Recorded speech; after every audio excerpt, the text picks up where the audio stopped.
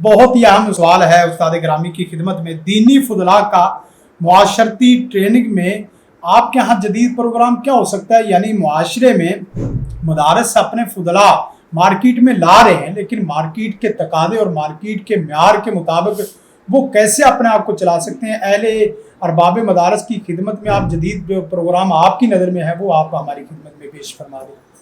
اس سلسلے میں یہ گزارش کروں گا کہ علماء کرام بہت بڑی خدمات انجام دے رہے ہیں۔ اگر دیکھا جائے آج عصری اداروں کو دیکھا جائے اور ہمارے دینی اداروں کو دیکھا جائے تو جو عصری اداروں کا بجٹ ہے ان کے مقابلے میں ہمارے دینی مدارس کا بجٹ بالکل زیرو ہے۔ تو زیرو بجٹ میں وہ بہترین انسان تیار کر رہے ہیں اور بہترین علماء تیار کر رہے ہیں اور بہترین وہ شہری تیار کر رہے ہیں، لیکن پھر بھی ان کو آگے بڑھنا چاہیے۔ امام تیار کر لیے، خطیب تیار کر لیے، محدث اور فقیہ تیار کر لیے اور دانشور بھی تیار کر لیے۔ آج کی جو وقت کی ضرورت ہے، میں سمجھتا ہوں کہ ان کو ایسے اداروں میں ایسے شعبے کام کرنے چاہیے کہ جو میڈیا میں جو گند پڑ گیا ہے اس میڈیا کی رہنمائی کر سکیں۔ ہر بڑے ادارے میں ایک ایسا تھنک ٹینک موجود ہو جو میڈیا کی رہنمائی کرے، وہ آئے روز اپنے بہترین خیالات کو وہ میڈیا میں پھینکیں تاکہ ان کی روشنی میں آگے وہ کام چلے۔ ایک بات، دوسری بات یہ ہے کہ آج یہ ضرورت ہے کہ ہمیں بیوروکریسی میں ایک اپنا اہم ترین رول ادا کرنا چاہیے۔ بیوروکریسی جو بالکل مادہ پرست ہو گئی ہے، دنیا پرست ہو گئی ہے، ان کے ہاں صرف اور صرف روٹی کے علاوہ کہ روٹی کس طرح کمانی ہے، اپنے باس کو کس طرح راضی رکھنا ہے، کوئی اصول نہیں ہے۔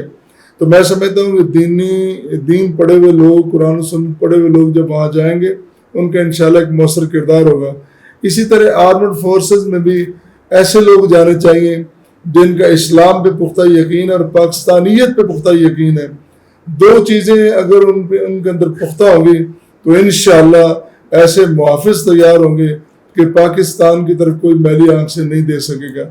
اسی طرح جوڈیشری میں بڑے بڑے ادارے ہیں، ان سب اداروں میں، ریاستی اداروں میں علماء کو چاہیے کہ تربیت کے ساتھ اپنے ان لوگوں کو آگے بھیجیں جن کے اندر اسلامیت پختہ اور پاکستانیت پختہ ہے۔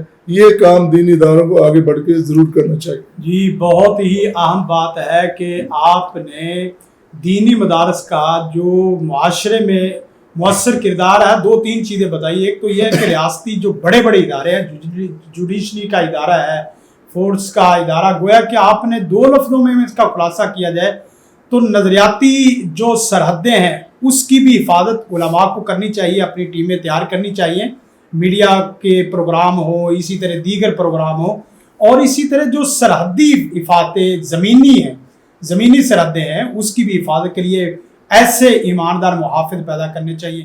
زندگی شعور سے، الحکمہ انٹرنیشنل۔